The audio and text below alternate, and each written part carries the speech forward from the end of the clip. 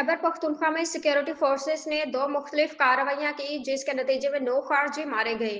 पाक फौज के शोबे ताल्लुकात आमा ISPR के मुताबिक सिक्योरिटी फोर्सेस ने महमद में इंटेलिजेंस बेस्ड ऑपरेशन किया जिसके नतीजे में 7 खारजी हलाक हो गए। तर्जमान पाक फौज का कहना है कि फायरिंग के तबादले में हवलदार मोहम्मद जाहिद और सिपाही आफ्ताब अली शाह शहीद हुए।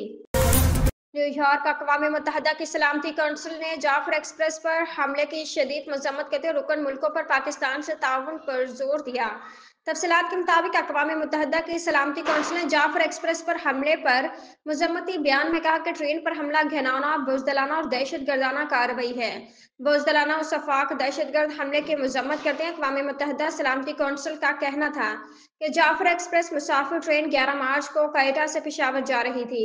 ट्रेन को बलूचिस्तान के शहर सिब्बी के करीब दहशतगर्दों ने निशाना बनाया। काबिल मजम्मत दहशतगर्द हमले में 26 पाकिस्तानी शहरी शहीद हुए। वाशिंगटन ट्रंप इंतजामिया ने सफरी पाबंदियां लगाने वाले ममालिक की फहरिस्त तैयार कर ली। अब सवाल उठता है कि क्या पाकिस्तान इस फहरिस्त में शामिल है। तफसीलात के मुताबिक दुनिया भर से अमेरिका आने वालों की सख्त जांच पड़ताल के मंसूबे के तहत अमरीकी सदर ट्रंप की इंतजामिया मुख्तलिफ ममालिक पर सफरी पाबंदियां आयद करने पर गौर कर रही है जिसमें पाकिस्तान समेत 41 ममालिक शामिल हैं। राइटर्स को मिले इंटरनल मेमो के तफसीलात में बताया गया कि मजमूई तौर पर 41 ममालिक को 3 अलग अलग ग्रुपों में तकसीम किया गया, ताहम मेमो अभी ज़ाब्ता तौर पर जारी नहीं किया गया।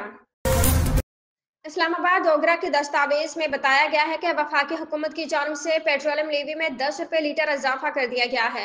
तफसीलात के मुताबिक जराये ने बताया कि पेट्रोलियम लीवी बढ़ाने से इजाफी रकम बिजली के बिलों में रिलीफ पर खर्च होगी।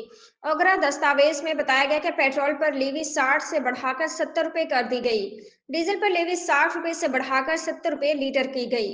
ओगरा दस्तावेज में कहा गया कि पेट्रोल की कीमत में 9 रुपये 53 पैसे का रिलीफ नहीं दिया गया, डीजल की कीमत में 9 रुपये 17 पैसे का रिलीफ नहीं दिया गया।